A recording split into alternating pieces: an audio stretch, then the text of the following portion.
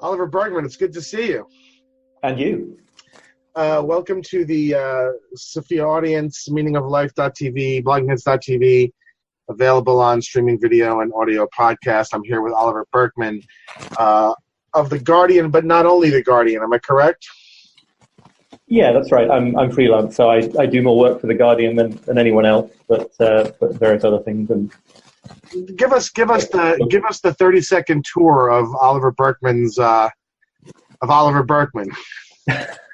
Okay, I'm British, as you can hear, but I live here in Brooklyn, in New York. I've been working in some capacity for The Guardian pretty much my whole career, on staff and now freelance. I write for their long read section, and I write a short weekly column about psychology, a little bit of sort of philosophy, maybe. I don't know if that gets to count, really. Ideas, that kind of stuff. And I wrote a book about why positive thinking makes you miserable. And I write in various other places as well. That's more than 30 seconds. Yeah, it's interesting. I mean, the way we encountered each other, I mean, partly was that I watched you on Blogging Heads with Robert, and I thought you were terrific. And also on Twitter, I don't even know how it came about, but either we follow some of the same people or something happened where we wound up sort of intersecting. And it does seem to me that you are philosophically interested. I mean, a lot of even the journalism you do seems to me that layer of the questions that arise is of interest to you. I'm totally interested. I feel like self-conscious because I don't think that I necessarily have the kind of discipline of thought that I associate with good philosophy, but I'm certainly totally interested in trying to understand it and sometimes to write about it. Absolutely, yeah. Did you have any philosophy education, college or? No, I did social science, political science in a big mush, really. I guess some of it was. I did like a history of political thought, so I did studied Hobbes and Mill. That's sort of like what they call PPE in Britain. It was the Cambridge University equivalent that is not as celebrated as PPE. Yeah, SPS. It was called then. Shouldn't you be in government then? Isn't every person in government in Britain a PPE major? Yeah, it's true. No, I didn't get to Eton, which is what you need now to be in charge of ruining the United Kingdom.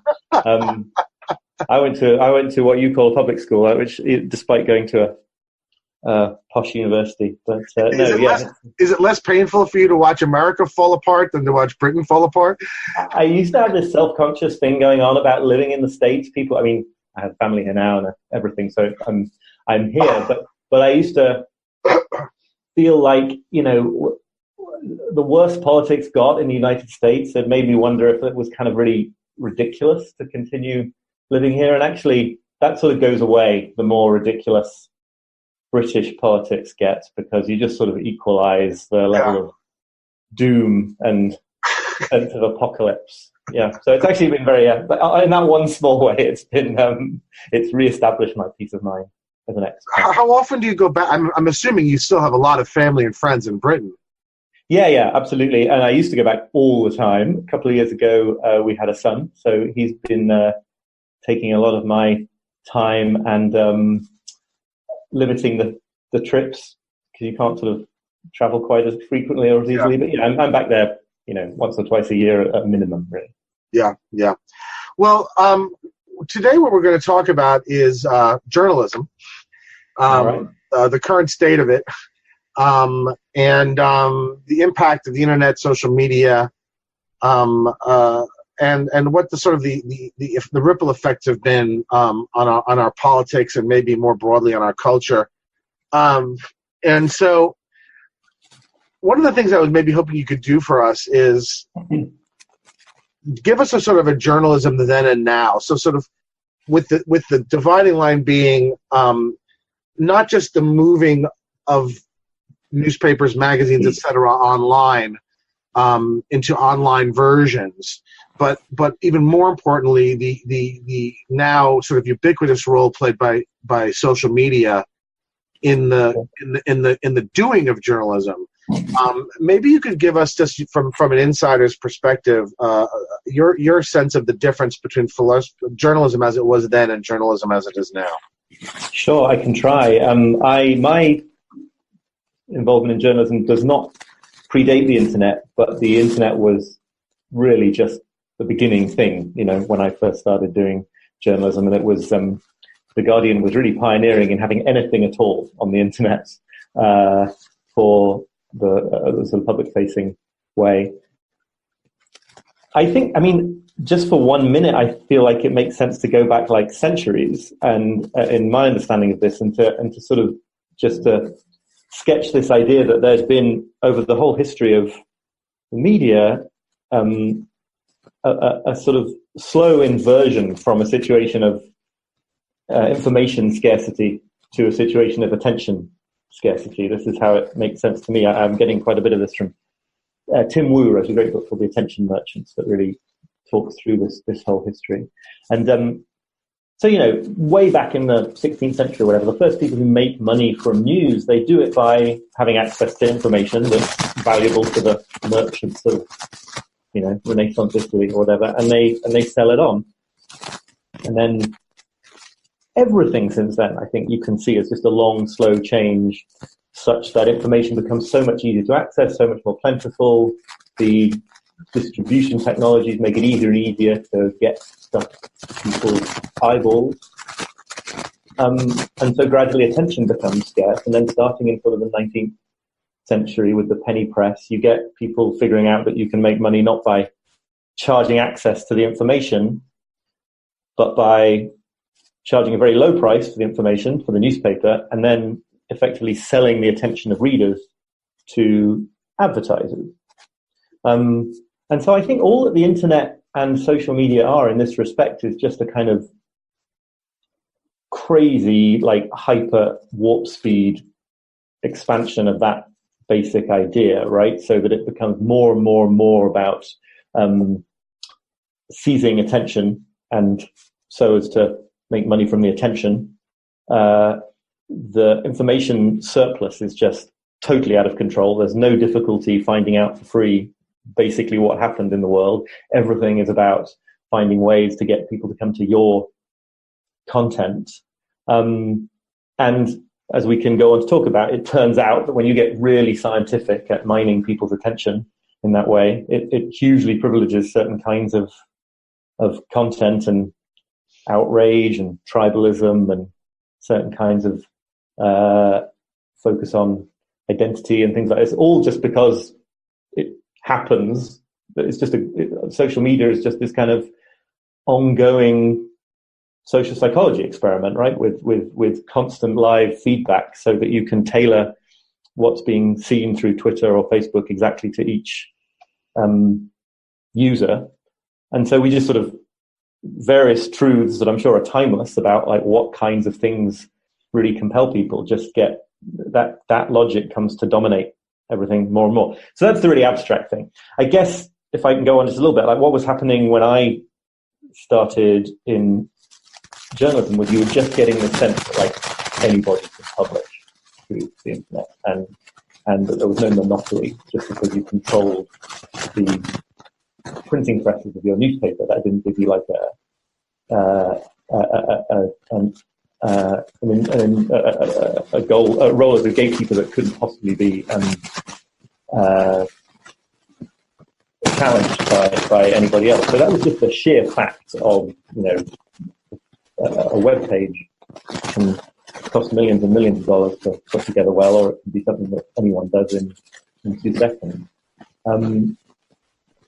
I think what then that leads to this arms race attention that changes the incentives on editors, that changes the kind of things that get covered, because of just for the same reason, right? There's more and more and more and more of the competitive necessity to get your share of the scarce resource of attention. And then I think, I can talk more if you want about how social media does things. That's the broad sweep. Hold on 1 second. Let me push on this for a minute. It's not clear to me that it is certainly the case, as you described it, in one sense, that it's just become easier to get information. You used to have to pay for the information. It was the access to the information that was the sort of the prize, and you sort of made money off of the fact that you had the access. Certainly, it's gotten easier to acquire information, but I'm not sure. I think it's become easier to acquire good information, right? So here's something I sometimes tell my students who are overly enamored with Google and don't understand why I want them to go to the library, right? And so what I sort of tell them, I said, look,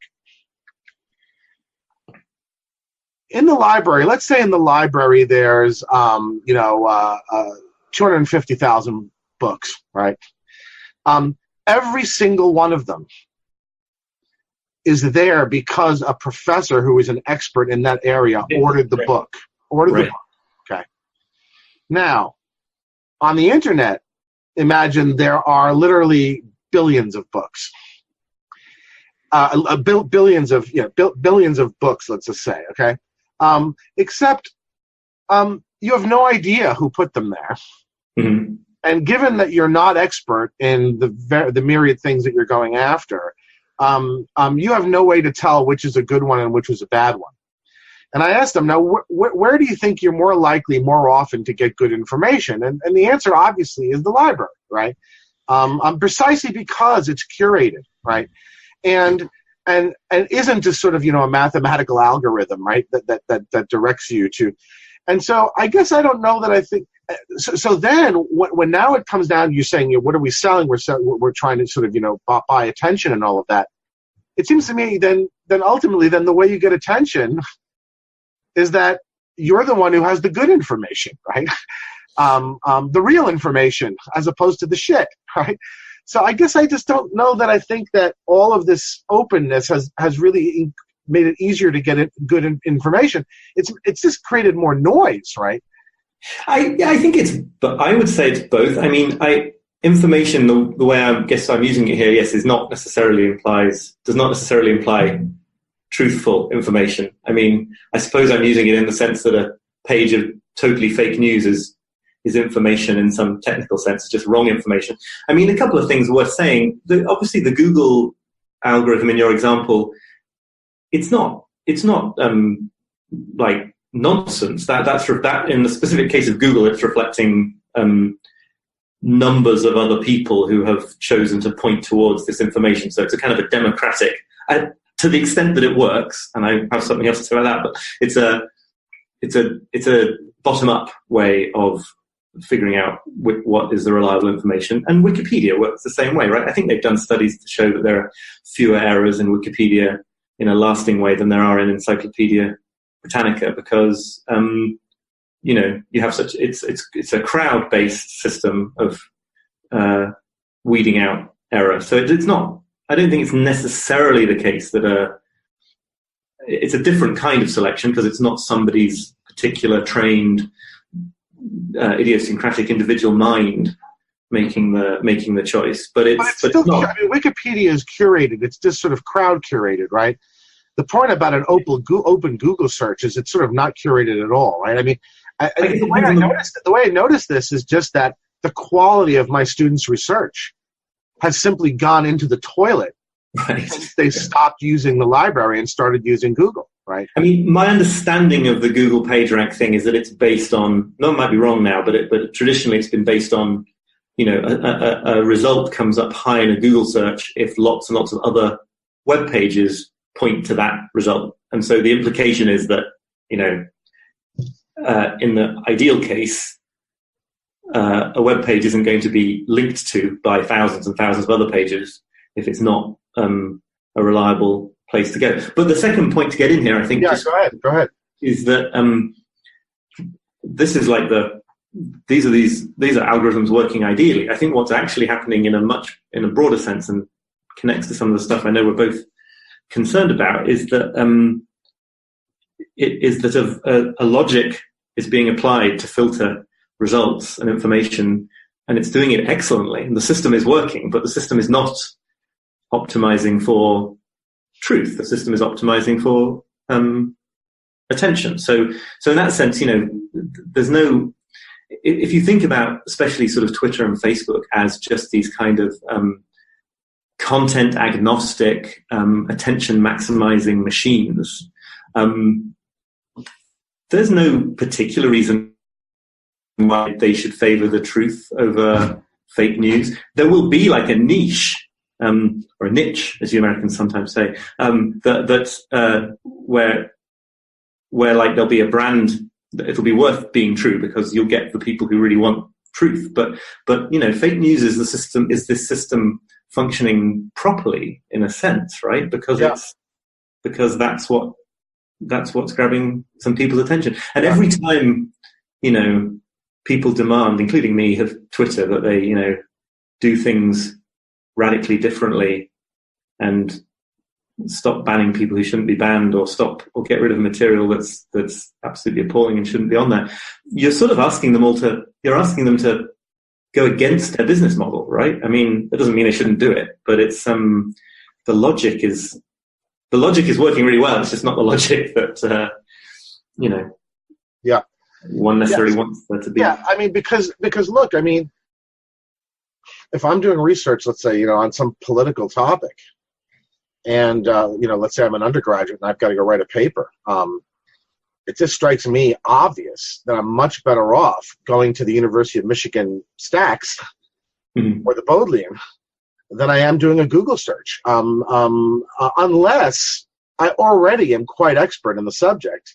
Right. In which case, then the ubiquity of information on the internet is an advantage, right? Right. But I don't think that most people are in that position. I mean, and we're going to talk later. I mean, part of this is this question of curation is going to come up later with respect to what I fear are, is sort of a perception that at this point that all the news organs are essentially political arms. I think that partly has to do with the loss of curation. So you don't necessarily disagree that for the average person, they're going to get better information out of a curated library than they're going to get out of Google searches, correct? I mean, I think I agree. I don't think that. I mean, it depends on what you're trying to achieve, right? The reason I would, in the position of that undergraduate, want to go to the stacks is at least partly because that's likely to set me apart these days from the people who are getting the exact same top five. You actually read books, right? Google search. Well, and I mean, actually, even as a journalist, I find sometimes,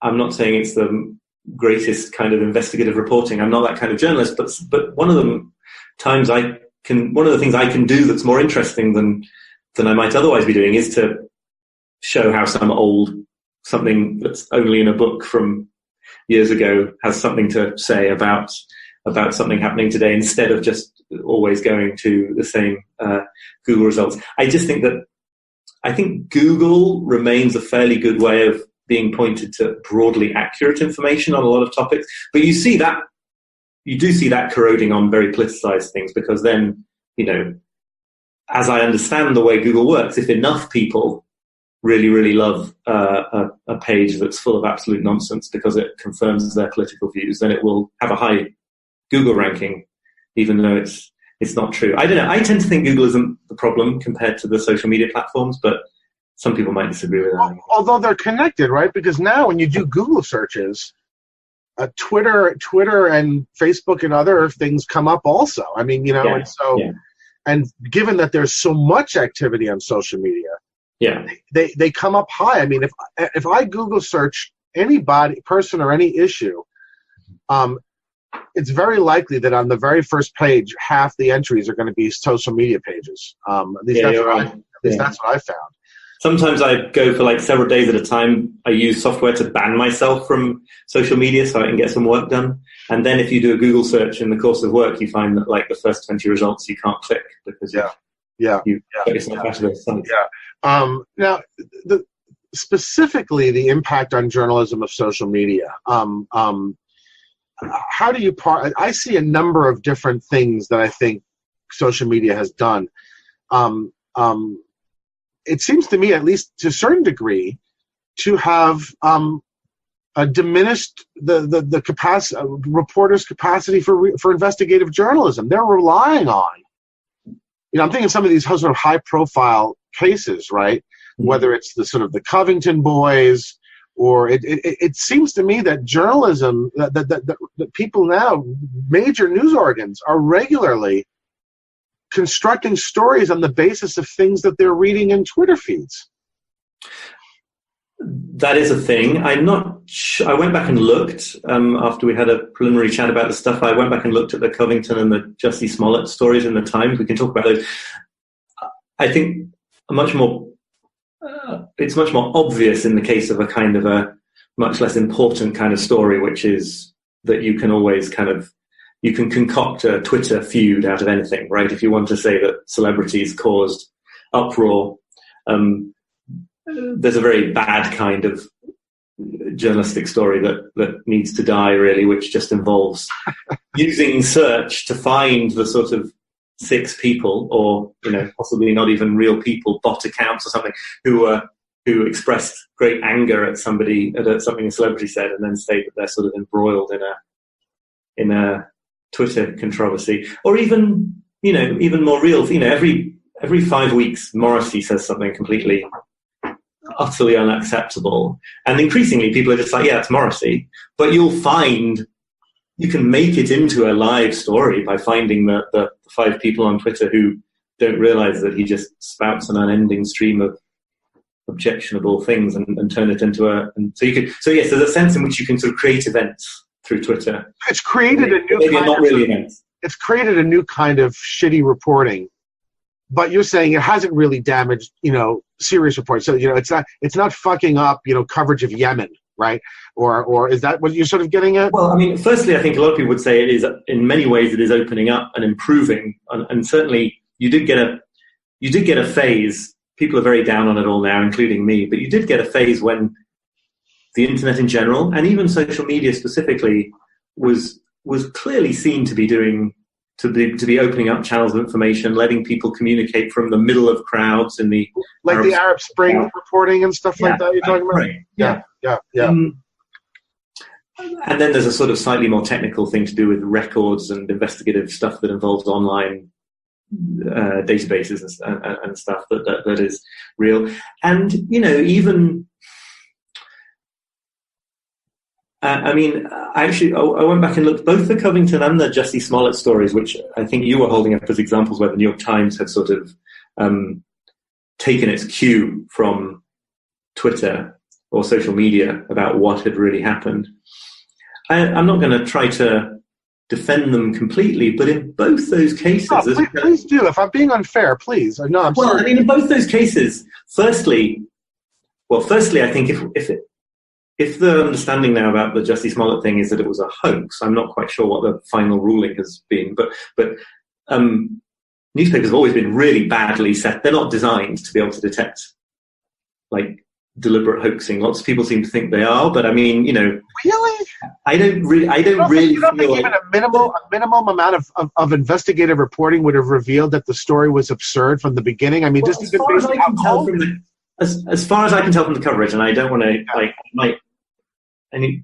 people should check this if they want to be concerned with total accuracy, because I'm not certain. But I think there was a Chicago Police Department statement in that story that did not say, he has alleged this thing and we're investigating to see if he's telling the truth, but just said this is what happened. And in the Covington case also, you had, I think, their school or the diocese or something instantly responding to what had happened in a way that condemned the boys. So in both these cases, you have this slightly subtler dynamic where other bodies that the New York Times is reporting quite responsibly may themselves be being influenced by watching what's going on in social media. I guess one way of putting this is just that it gets harder to separate off which bits are the journalists being misled by the new attention environment, right, and which bits they're being perfectly accurate about a completely weird and distorted attentional.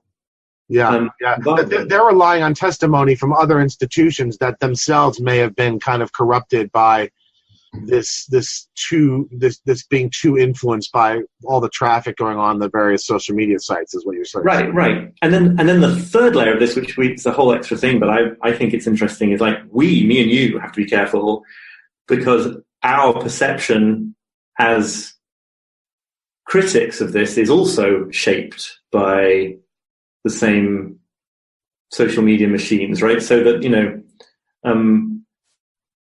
the idea that something is a really big, things that you find really troubling that you see happening on social media, like partly the salience of them is massively increased for you, because the more you engage with those topics on Twitter, the more you're going to get shown that subject matter. So there is this kind of, it on every level, the journalists, the agencies involved in any one of these stories, but also the people who then come along and say, like, this is all being distorted. It's like everybody's attention is being sort of manipulated in ways that might be, out of sync with some sort of objective reality, whatever that means. So you're not of the general opinion that reporting and reporters and news people in general have just become far more credulous, less skeptical.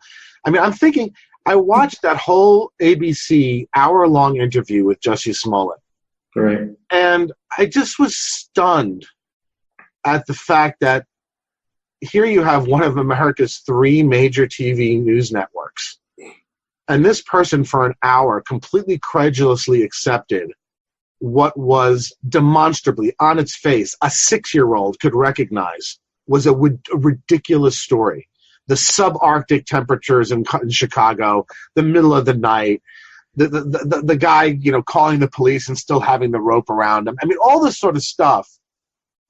Are you saying are you saying that in a sense I'm getting overly impressed by these crazy cases, or that there really hasn't been a deterioration as a result of sort of the influx of social media and these things? Or were you not shocked by that as a journalist? I think I just don't know whether an increase in credulousness is quite the right way to. Due to the political sympathy. In other words, look, if this had been the opposite political valence, and it had been some right-wing guy who'd said he'd been attacked by Obama supporters, right? Mm-hmm. Do you really think that journalist, that the woman on ABC would be having such a sympathetic, credulous interview? In other words, the argument is that, look, we know that journalists overwhelmingly are of a left-wing political orientation. We now have this sort of social media environment where everybody has to signal constantly lest they be cast out of the tribe, right? And that it completely demonstrably slants the coverage to where you can have a grown professional woman who's been working in this business for years be made a complete fool of, right? Yeah. Because of her capture and because of the fact that she's lazy and won't ask any tough questions, right? Yeah, I'm trying to figure out because I don't. Yes, I'm not untroubled by it. I'm trying to figure out why Is it something to do with the claim that you're making here about the change over time? I mean, it implies that there's a kind of the way things used to happen was more objective than it is now. I mean, certainly the specific values have changed. So yes, the risk is of credulousness towards things that seem like they're they go in the direction of the worldview of progressive politics. But then I always kind of, I don't know, I don't disagree, but I always think of I think it's Seymour Hersh who talked about his first day at a Chicago newspaper in, God knows how long ago, writing up a long report on a house fire in which various members of the family had died, and then taking it to the editor, and the editor asking him the race of the family, and when it turned out that they were black, relegating it to a column, 1 column inch on page 50 or something. And so the question to me, in my mind, is that was a kind of gatekeeping too, right? That was a kind of, that was a worldview that many, sort of deeply awful worldview being imposed upon reality. Is it worse now, or has it just changed its polarity? I mean, yeah, that's fair enough. One thing I do think, I mean, where I thought you were going with that question is that I do think that like salience is a big issue here. Journalists being addicted to Twitter gives a sense that the kind of things that Twitter is interested in matter to the world at large, and the user base for Twitter is so hilariously tiny as a population, certainly like the world's population. Yeah. But that doesn't mean they're necessarily reporting something false, right? Because they're then creating it's so recursive. If everyone involved in politics and media thinks that something's important, then it kind of becomes important. Yeah. I guess what I'm saying then is that the kind of major media organizations reporting things that turn out to be completely false is like, I don't think that's the key issue.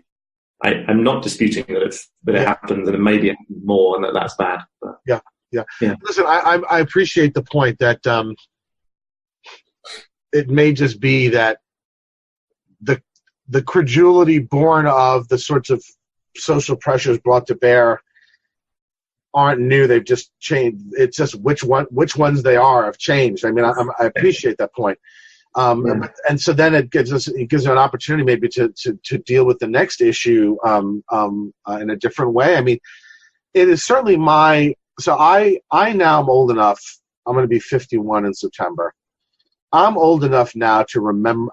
I still remember the news, what it was like in the days of in the, let's call them the David Brinkley days, okay? Okay. The Walter Cronkite days, and while I certainly think that any Nixon voter in the 70s would have complained that the New York Times was biased, let's say, right?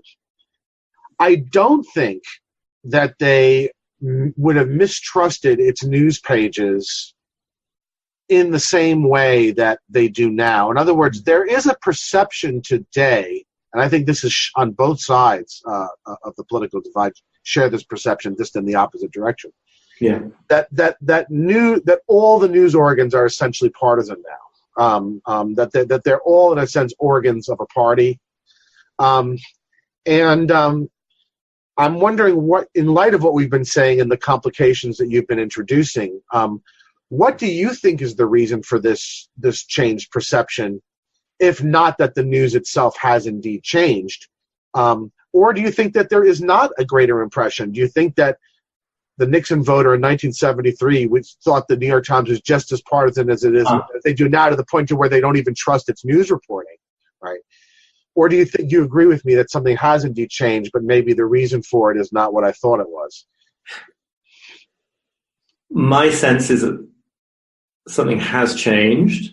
And I do think that in certain subtle ways, it is an increase in partisanship of the news organs. I'm not going to, the stuff I'm pushing back on you against is not, it's not really because I think that nothing's changed. It's just, I find it very difficult to sort of nail exactly what's changed. And I'm not sure that sort of specific stories that turn out to have very little to do with reality are the best example of what's changed. I guess the really important, the sort of top level point that this makes me think about is just that it's clear from spending any time on social media that the logic of the attention economy favors sort of tribalism. It favors people. People want to read stuff that reaffirms their beliefs. They want to.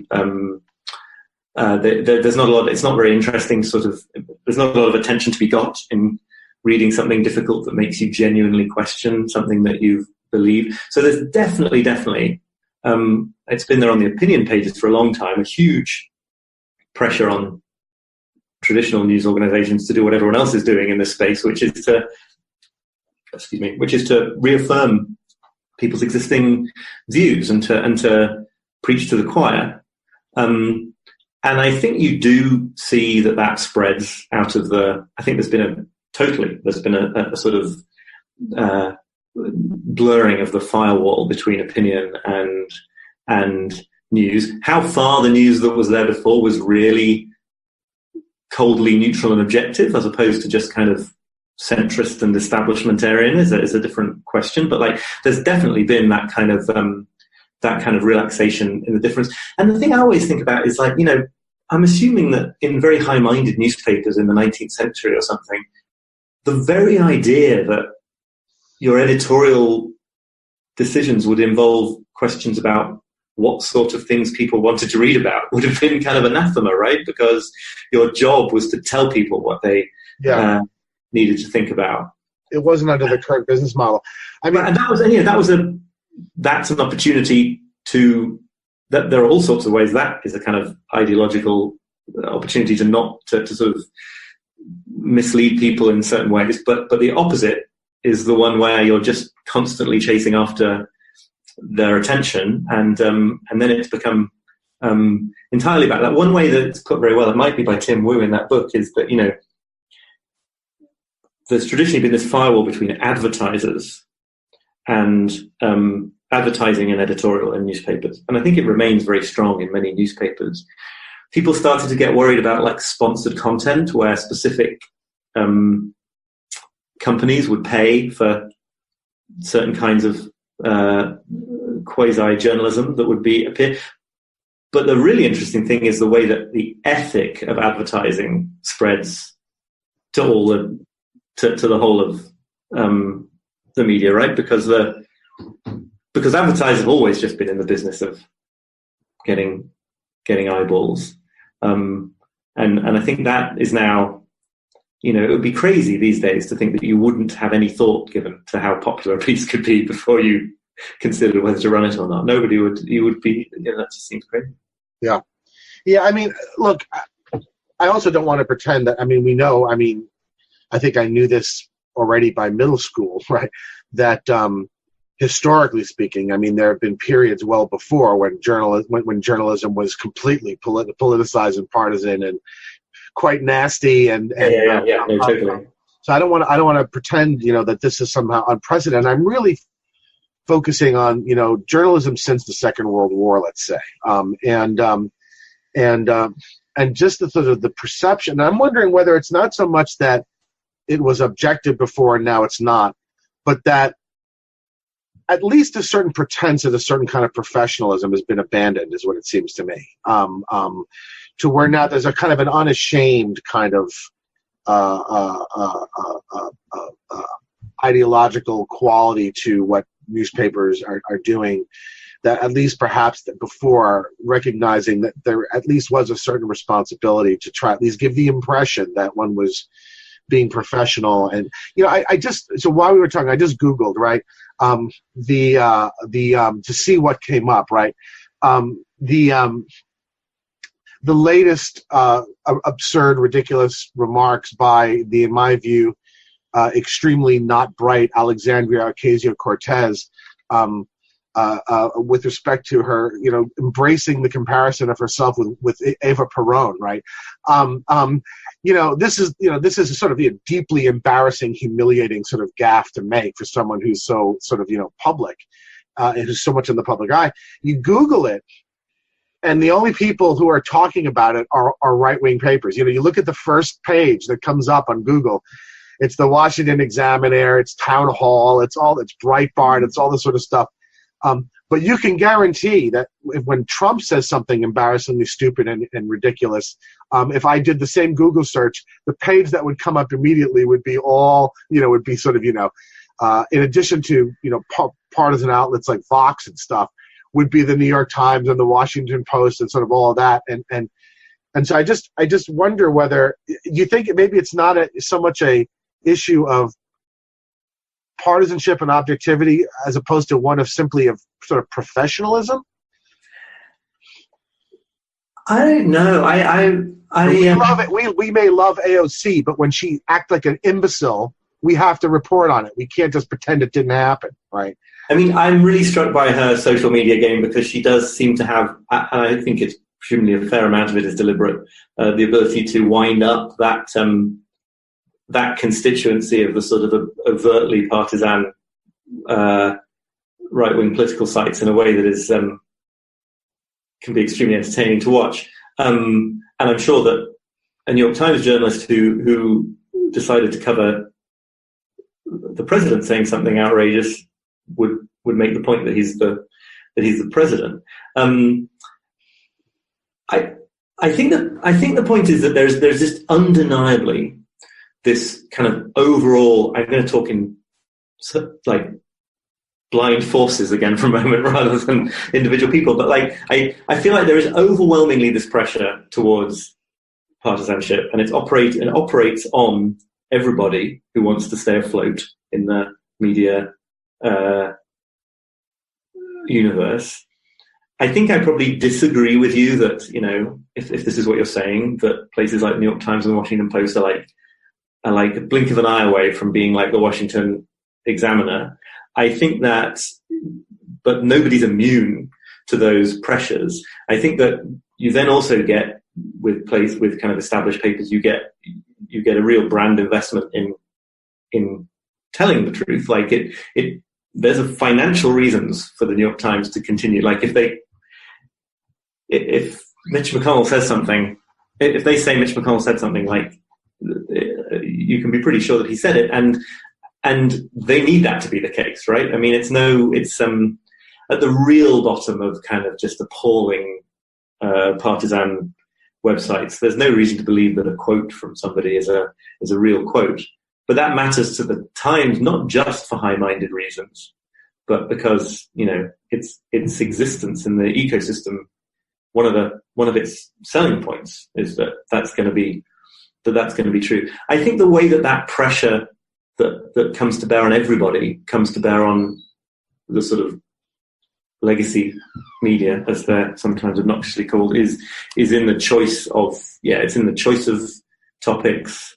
It's in how much prominence you give to certain issues, so that you can, you know, the Times especially seems to be very sort of left on all sorts of cultural issues, but not very left to my eyes on kind of economic ones. And so you get kind of, it's pretty neoliberal, probably, you know, like most of them are, right? I mean, it's sort of right. So, you know, and then it's to do with, then it comes like I suspect it is the case that a certain kind of semi-mythical person who I conjure in my mind as a Trump voter in the US South would feel more like leafing through the Sunday New York Times would feel more like this was a life that they had nothing to do with than their equivalent would have done a few decades ago, if possibly just because we were all much more deferential then and didn't expect the lives in newspapers to be our lives. I don't know. But you think it's because we've changed, not because, in other words,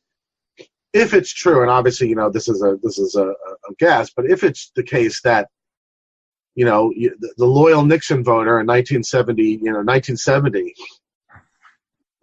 despite thinking that the media was biased, was more inclined to accept the straight reporting in the New York Times or as given by Walter Cronkite on CBS News. The reason why that the Trump counterpart today is less likely to is not because the papers changed, but because the people have changed. Is that your suggestion? I think this is where I reveal what I was saying about lacking the precision of thought to be a philosopher. But I think that you're talking about a kind of something that affects everybody. That the influence of the way that attention works is something that has changed and there are lots of other things going on apart from changes in the monetization of attention. But these kind of forces, they act on individual people, they act on journalists, they act on newspapers, they act on people who want to, who have sort of vested interests in reducing trust in newspapers. You know, when Trump says these kind of really appalling things that are sort of calculated to undermine faith in the media, I think it's simultaneously true that he's talking nonsense and that he's making stuff up, but that it's not something that comes from nowhere, you know, it's not something that has no backup in the changes in the media. Otherwise it wouldn't get off the ground as a persuasive kind of kind of lie. So I don't know. I just think I'm really reluctant to say that one constituency in all of this, when we're all marinating in this digital environment, that one. I mean, you could certainly say that one constituency has a greater obligation. That our whole job as journalists should be to try to resist this more than we are doing. But I just think it's systemic. Yeah. And so no, you're right in that something that exists now that did not exist in 1970 is an entire ecosystem devoted to making people not trust the news, right? Right. You in the old days, you would have had, a Brent Bozell, let's say, running around sort of, doing his media research or whatever, and you might have read it in what he found in National Review or something like that, and that might have, ginned you up a little bit against the New York Times reporting. But what you have now, I mean, like I said, is an entire ecosystem whose job is to do this. And now you have a president who's sort of, right. But that's the reason why, the reason why I keep sort of wondering is because, I mean, back in the days of Nixon, Nixon was fighting the media a lot. I mean, Spiro Agnew's famous nattering nabobs of negativity. But I guess what's different is that those complaints and that sort of politics didn't have this enormous online infrastructure to sort of amplify it and promote it and sort of, and so, yeah, the president, Nixon, might have complained about the new reporters, but that was it, right? Now, the president complains over the reporters, and this huge juggernaut machine that Trump blasts it out like the loudspeakers all over the internet, I guess, yeah. Yeah, no, absolutely. I just think this kind of, I know I sound a bit like a stuck record, but the idea of optimizing for attention is just this kind of universal solvent that just kind of, if it doesn't affect the existing news organs, it will bring into existence new ones to do that. So eventually the whole, I think in many ways, Trump is a pure creation of that kind of, of that kind of ecosystem where, like, I can't remember who said this, but somebody on some podcast I was listening to, he might have performed less well in the 2016 election if he had been less bad, because he was able to stop scandals sticking to him, partly by replacing them with new scandals every 24 to 48 hours. And in many ways, the idea that Hillary Clinton had one arguably properly bad kind of political scandal type thing attaching to her was much more damaging, precisely because there wasn't that same overload of bandwidth. So, it's everything. Yeah, no, I think that's right. And it certainly does. It does. Let's put it this way: it's an alternate explanation for the same phenomena, and I think it's a good one. But then it sort of then it leads me to wonder. We agree that the media is at least perceived as being partisan, more perceived as being partisan and captured than it used to be, which means that the public is less inclined to trust the straight news coming out of these organs. I think we probably agree that that's a bad thing. Mm-hmm. I actually think it's very dangerous. If we can't, if we can't, even across a partisan divide, agree upon a base set of sort of facts, mm-hmm. I don't see how we can self-govern, right? I don't see how that becomes possible. And so I think it sounds like we agree that all of that is a problem, and perhaps even a very serious one.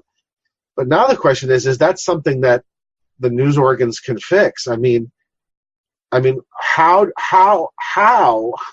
do the news organs regain the trust of the people who now perceive them as all being partisan outlets, as opposed to us all retreating into our enclaves, having our own set of facts, which means then that when we come back together in the polis and try to govern, we can't, right? All we can do is sort of fight, right? Yeah. Can the news organs do anything about this, or is the problem no longer something that they can do anything about? Yeah, I mean, if I had the answer, I thought a greater commitment to professionalism is the answer, sort of a very public and demonstrable and transparent kind of professionalism, because I wonder whether the editorial layers are up to snuff anymore. A lot of the stuff that's getting through, strikes me, would not have made it through the editorial board of the New York Times in 1970, right? Yeah, I mean, it's interesting. So I think quite a few, I'm sure that a lot of people inside the Times would obviously, in their own self-defense, want to say that they are exhibiting that professionalism. The interesting thing about that is not that they would say that, but that, the Times is regularly subjected to a lot of criticism, not of the kind you're giving it here, but of the kind that says, like, why are you reporting some sentences that Trump said in quotes without pointing out that every single fact in those sentences is almost certainly false? Why are you acting like, there's a kind of, you need to hear from both sides of a debate that actually, it's 10% of Americans at most actually hold one side and it's 80% the other. So obviously splitting the difference is not the same as being professional, but I do think that in some ways it may be that there is a bulwark that exists there, that there are lots of things that there are lots of things that the Times would not do, newspapers and outlets like the Times wouldn't do if they were just completely as completely craven for clicks as their critics sometimes suggest. And many of those things, they do get them all sorts of criticism from the other side. I mean, one of the ways I found really useful to think about, I think it was Timothy Snyder probably had written about this, the historian who writes about fascism, but I've seen it elsewhere as well, which is, and I don't think it's particularly connected to the kind of, is this the 1930s again question, which is a separate argument, but just this idea that, all the hippies who invented or developed the internet after the military invented it, were convinced that it was going to expand the public sphere in a kind of incredibly fruitful way, because all sorts of people would be able to belong to the public debate in a way that they hadn't before. And I think that did happen for a few years. Now what you see is that it sort of, it kind of dissolves the public sphere, because it just connects everybody's ids to everybody else's ids. It's like there's no space, there's nothing, I mean, it's not a place to have sort of cool and that kind of discussion that you need to make political decisions, because it's everybody's like deepest, most visceral emotions in a spiral with everyone else's. Now, on the one hand, what can a newspaper do about that even if it wants to? Because to stay afloat, it has to join that spiral. On the other hand, I think you do see signs here and there of people in the media really understanding that model is a race to the bottom and a race to destruction. I think even the Times' metered paywall has been an amazing success compared to what people predicted. The Guardian is doing this kind of slightly NPR-esque stuff to do with membership and donations. There are a bunch of other kind of experimental models. Anyway, I think there is, at some point, and I think it's already happened in many ways, and it probably explains the continued flourishing of some older outlets. The whole thing is so chaotic and awful that there's a real hunger for the stuff that you can rely on, even if it challenges your viewpoints. I think that social media is always going to be a terrible place to get a sense of that, because I'm not aware of any success stories in the attempts to reinvent social media along these lines. So I guess it's just an argument about degree, isn't it? I mean, yeah. Should the Times go even further in this direction? Absolutely, but it may well be that we sort of lose sight about how far they already do go compared to what the sort of business incentives. Yeah. On them. Yeah. So you're not inclined to think that the issue is one that could be at least somewhat helped by greater professionalism or tougher editorial barriers to publication. because you're not under the impression that those really have declined very much since, let's say, 1970 or. No, I'm trying to think why. I find it very difficult to express what I'm trying to say because I don't want to be the kind of everything's fine, nothing's changed. Oh, no, I'm not accusing you of that. I'm just trying to see if the problem is sort of lying somewhere else. You know what I mean? And so the problem with the papers is the effect, not the cause. Right. I think that this media environment has affected and changed everyone operating in it, and in lots of ways for the worse. And I think absolutely the Times could make different decisions tomorrow that would be less, that would be made less in line with the sort of attention maximizing incentive. But I just want to say they already are making a huge ton of decisions every day that oppose that sort of simplest interpretation of their business model. I mean, one way to think about it, I suppose, to sort of use a deliberately extreme example, is like, why is any news outlet not just a porn site? I mean, if literally all you wanted to do was to... Some might say that they are, right? It's just... I mean, if you literally cared about nothing but getting as many people to click on your site, then it would either be that or it might be, cat videos or something. But it's not going to be... And again, when we come to this topic and try to analyze it, we're both also having our attention totally manipulated by what comes up top in our Twitter feed. And actually, the Times publishes any story that makes you concerned for the future of journalism. It prints another 300 stories that neither of us. Right. We're not talking about the reporting in the Metro section on the water main break on 3rd Avenue, which there's literally hundreds of such sort of, so you get this sort of misimpression. No, I appreciate that. I've often, with people sort of wringing their hands about Trump, I've often said that, in my view, Trump is exactly the president we ought to have, because he's what we asked for, right? In other words, you should always get what you ask for, and it seems to me that if you look at Trump, I just see us, right? Is what I see, right? The vulgarity, the increase, the brutal sort of stupidity, the knee-jerk kind of reactionism. I just see us reflected in him. And I'm starting to wonder whether we're getting the newspapers we asked for also, right? I mean, because look, I mean, I don't believe that we are more divided than we were in 1968. As a matter of fact, I think it's demonstrable that we're not, right? Oh, interesting. Okay. Come on, you had actual massive riots. I mean, cities on fire, right? I mean, mean, you had political assassinations, right? I mean, right. And what is it like?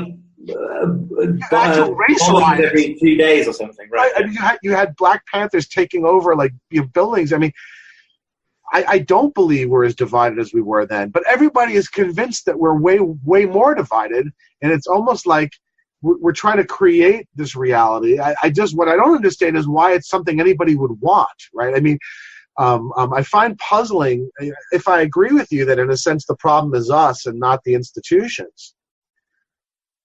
I guess then I'm at a loss as to why the hell we want.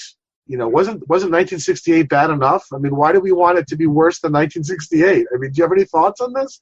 Well, I just wonder. I mean, it's more of a question, but I feel like it connects a little bit to your earlier conversations about sort of morality everywhere stuff, because the way in which we seem to be divided now is in terms of camps deeply committed to certain kind of moral positions, whereas I think to the extent that what you're talking about in the 60s, certainly in historical perspective, obviously it's all very moral, the kind of being motivated by racial justice and everything, but there's something very material about that, right? I mean, that's to do with people being like and or being shipped off to Vietnam or whatever. I mean, right. And obviously we live in a world today where there are plenty of people, including in America, who are just as materially or do face lots of material things worth getting angry about. But it does seem that a lot of the things that seem to splinter. I mean, I'm thinking especially about sort of intra left-wing splinterings. Yeah. It does seem like, and I think that's partly, again, just to make my same point, but like it just turns out that kind of moral group boundary policing kind of thing is much more like that really gets people going, and it gets them to spend 3 hours on Facebook instead of 2 minutes. And then, of course, it's not just that it wastes time, but that it determines your whole sense of what reality is and how many people are like against you, and it causes. I think part of this is just this idea of like we might not be more divided than we were, but I feel like we are relating to each other much more solely as kind of avatars of our politics than we. Well, the word avatar there is very key, right? I mean, I think the net result of the whole online world is going to wind up having been terrible. Well, no, because I don't disagree. I don't disagree. I'm thinking more and more about just how much of what we're talking about is because of the fact that more and more of our lives are spent online, to the point to which we are beginning to view reality more and more as virtual. Mm-hmm. And we're beginning to view ourselves and others more and more as their avatars, right? Right. And so there's a kind of there's a fictionalization that occurs, mm-hmm. and there's also a kind of an archetyping that occurs where now you're not talking to another person, you're talking to an archetype, right? Yeah. So, I'm on Twitter and I'm talking to the guy who's got 15 rainbow flags and unicorns and shit all next to his name. Yeah. I'm talking to that. Right. Whereas if I was talking to him, standing on the street, right, I bet you the conversation would be entirely different, right? And so I'm wondering whether the impression that we're more divided than we were is because we've created a world in which we are, right? But the we is not us. The we is our avatars, right? Yeah. The world is not the world. The world is this online space we've created. I think there's probably lots of truth in that. I mean, I think it goes both ways, right? I think on the one hand, we've sort of leapt into virtuality and then, you can completely curate who you are online. Right. And then there's also this kind of, one thing we haven't really touched on, I guess, yet is I feel like the whole sort of attentional arms race thing, it creates this kind of, arms race, I guess, yeah. It creates this kind of upping the ante so that to be distinctively who you are online requires more and more, at the same time as it's all to do with tribal belonging, it's also to do with like being distinctive from the crowd. And so because the payment is in attention, so I'm as critical of Trump as anyone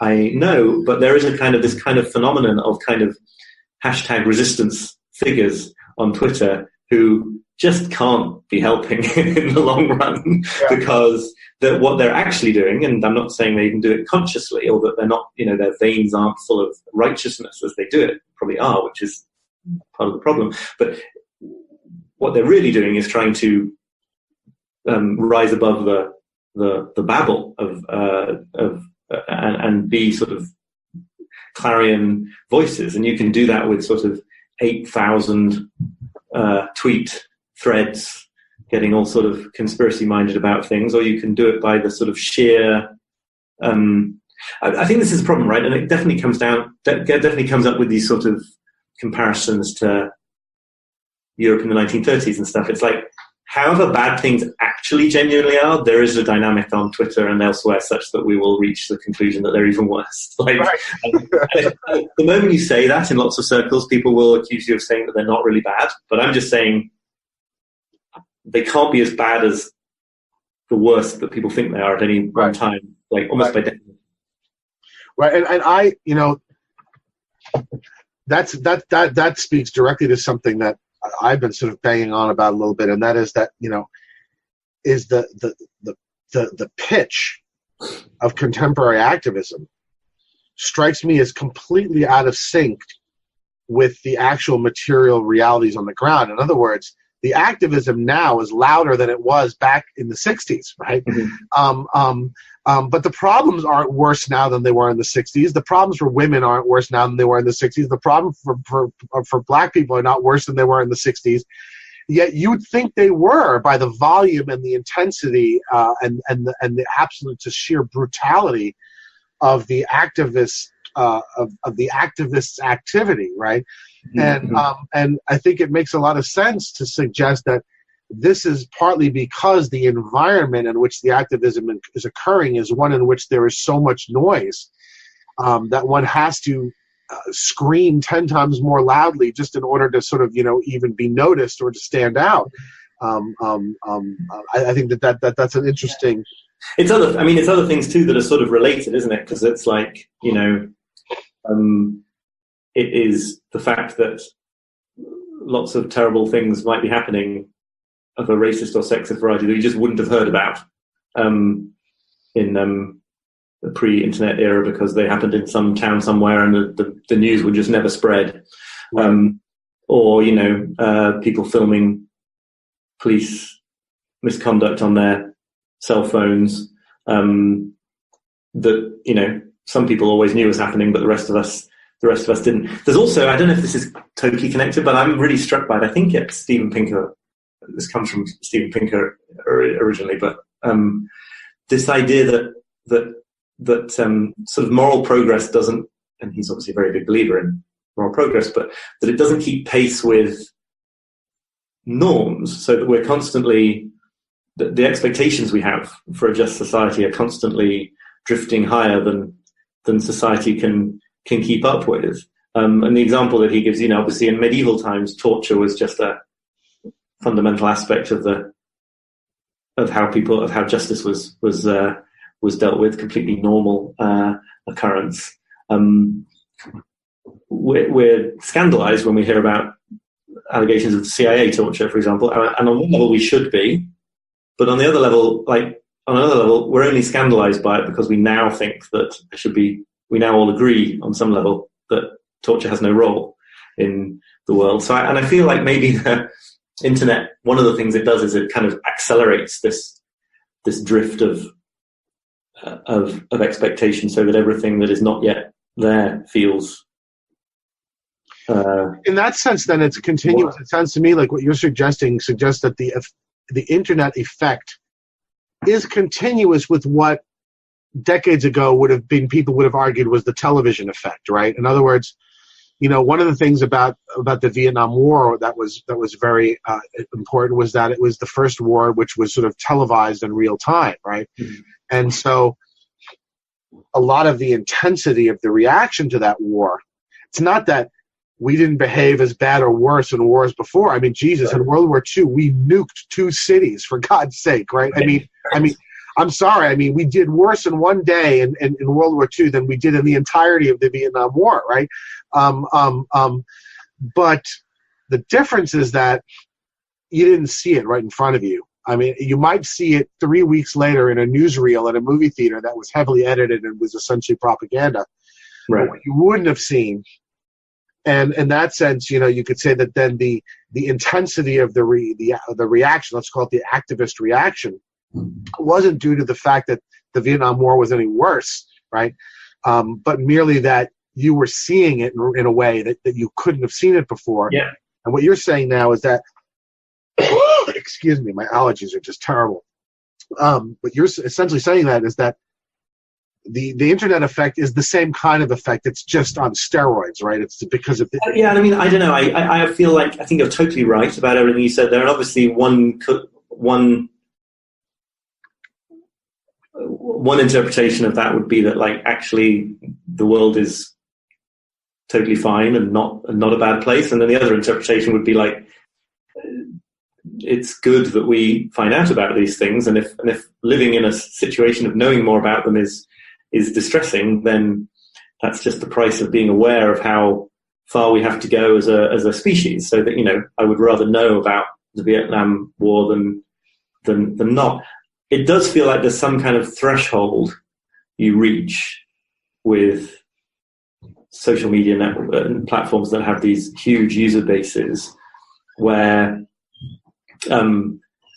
I do want to hear about things that I would previously not have heard about, and I don't want to be deceived about how bad the world remains. But at some point, it just feels like my feed there's always going, and in the absence of the perfect society, Twitter is always going to be able to build a feed that makes me think everything is absolutely terrible. And there's something that's gone wrong there if I can't, if the system is going to sort of deny the possibility of feeling that progress has been made. You don't want to assume progress is being made, but you don't want to be incapable of perceiving it. And then, reason you get, sorry, go on. But it does highlight, though, the danger of the perception that the straight reporting is all tainted, right? Because, look, I mean, what ideally should happen is, as the communications advance, as the information advances to where now you can see in real time what's going on in Vietnam or what's going on, let's say now, in some police encounter. Yeah. What should happen is that you should have to keep reminding yourself, okay, this doesn't mean that things have actually gotten worse. This simply means that we're now more able to see what's going on.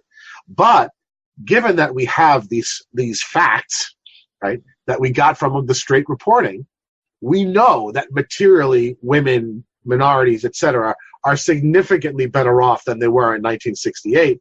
Mm-hmm. And so our reaction should be according, right? In other words, we shouldn't be reacting more extremely than we would have reacted in 68 because the problems are not worse, they're better.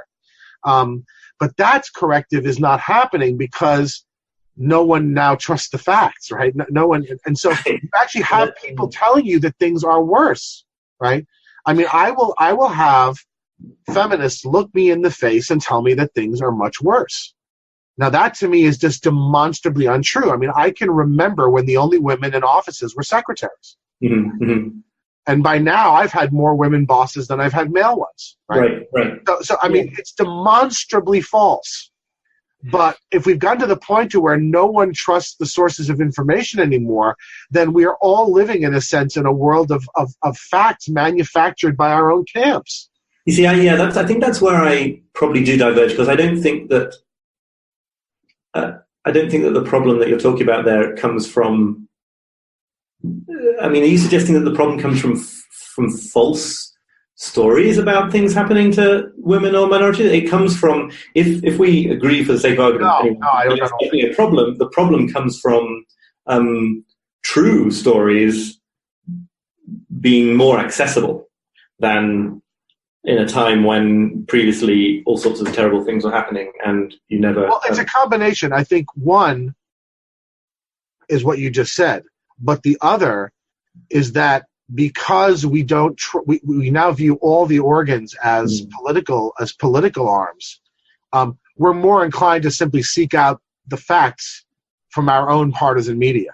Right. And in fact, it's very difficult to avoid that if you're accessing it through any kind of social system that is designed to. That's the other thing. I mean, it's like if you're very exercised by some issue on Twitter, you'll start getting the sense that it's a really widespread issue because of the way Twitter works. So it's not even a decision in that case. It's just the way that your sources of information have been. I mean, I don't know what the answer is here, apart from extremely large scale and draconian regulation of social networks, which certainly does get talked about more than it used to. So. Yeah. Do you have time for one more? Yes. Question.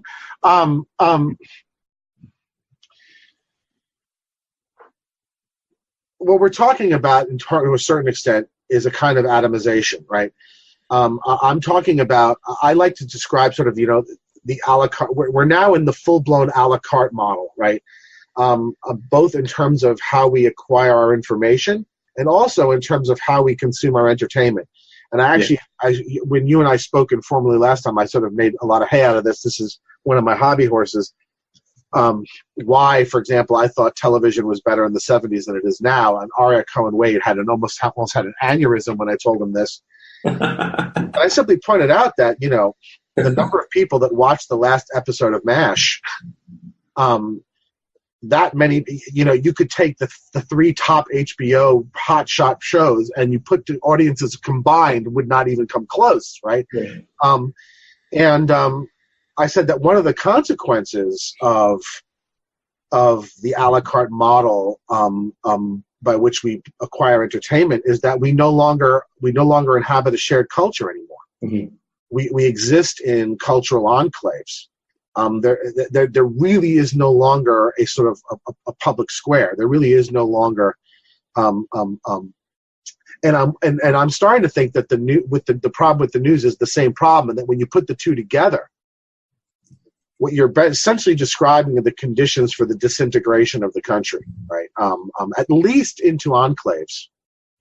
This whole red state, blue state, all this sort of stuff. Mm-hmm.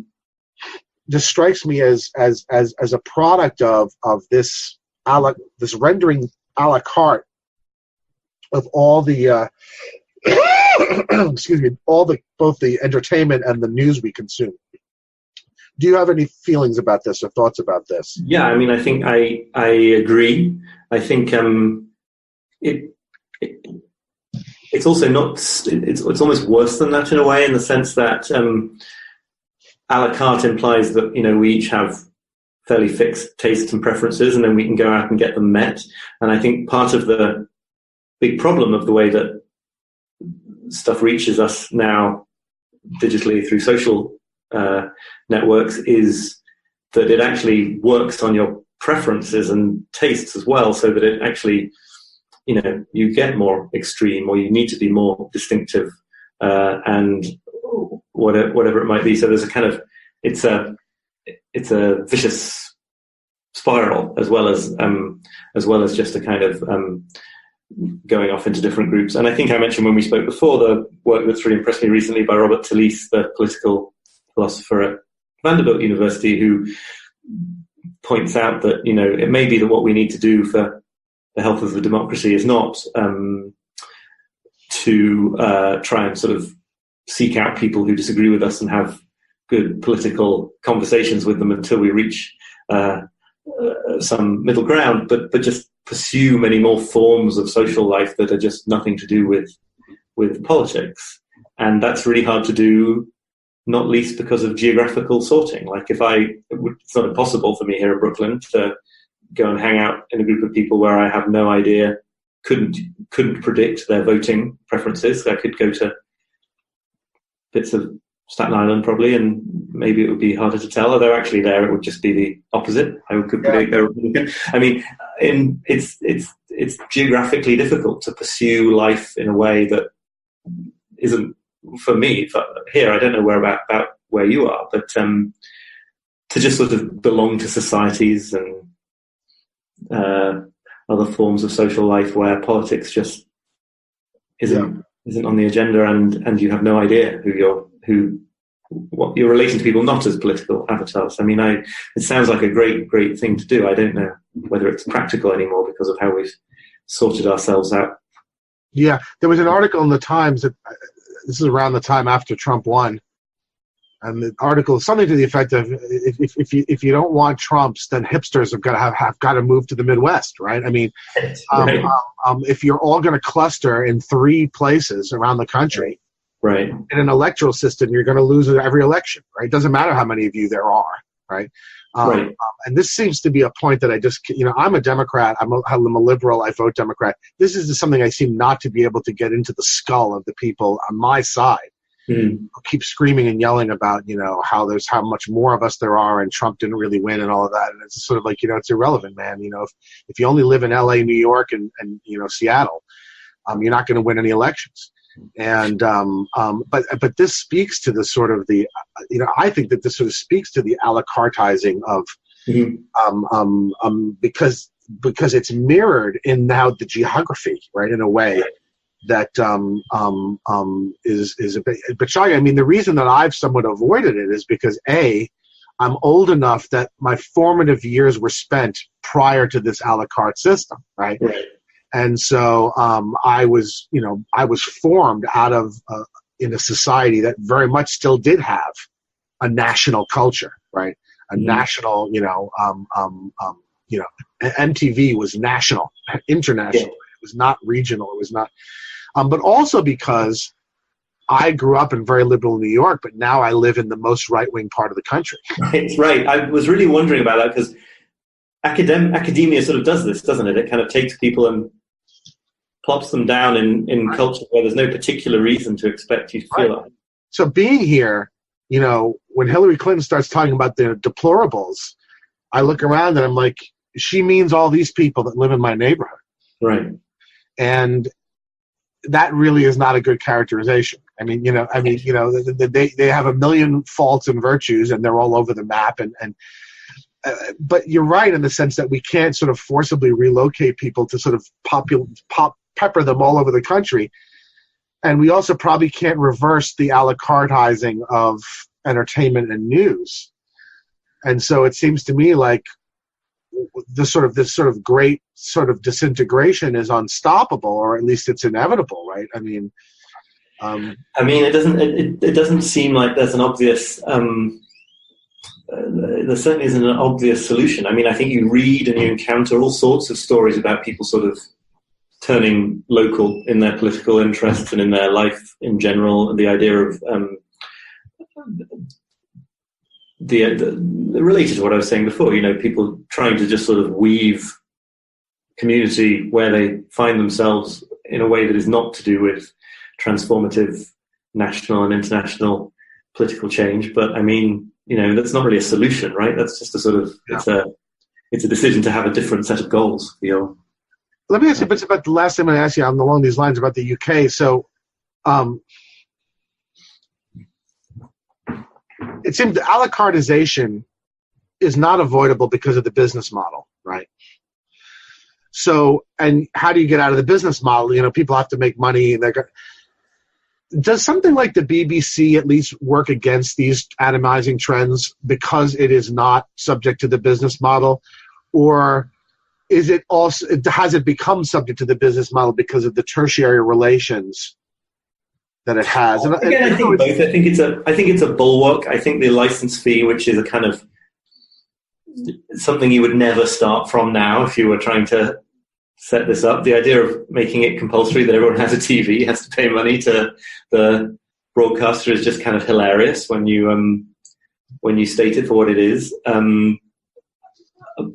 I think they're definitely subject to a lot of the same pressures. They are constantly being accused of being hugely political, kind of in both directions. The way I pick up on it. So maybe that's usually a good sign, though. Yeah, right. Possibly. I don't see enough of the day-to-day news coverage to really make a judgment. I think all of this, and it's the same with things like the Guardian's membership model.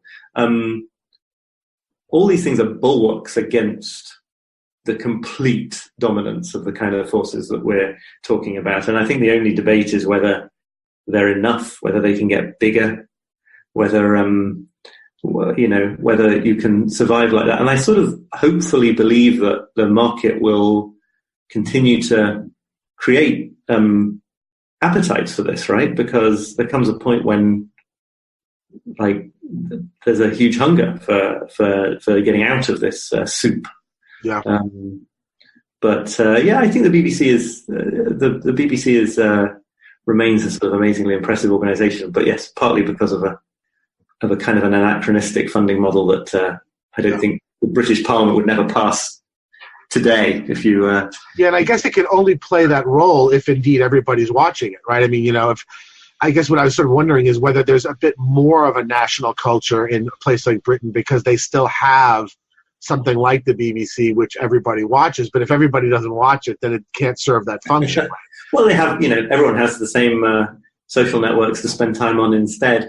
I haven't spent enough time in the UK recently to know how to compare the divisions. There certainly are, the sort of Brexit has been the language in which this division is understood now between the metropolitan pro-Remain areas and the northern ex-industrial pro-Brexit areas. It's very hard to judge the sort of whether the level of division is different. here or there, not least because this place is just so geographically huge. Like, you would not expect the United States to hold together in a certain sense, like ever. It certainly, one hopes it would hold together. It's a miracle it's held together this well. Right. Yeah.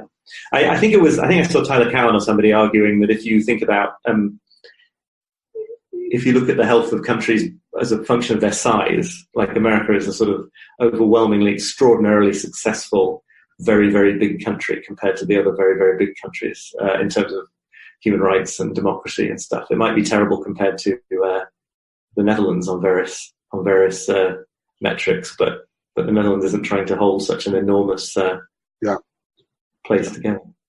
Well, Oliver, I want to thank you very much. This is really interesting, and I think it's quite important.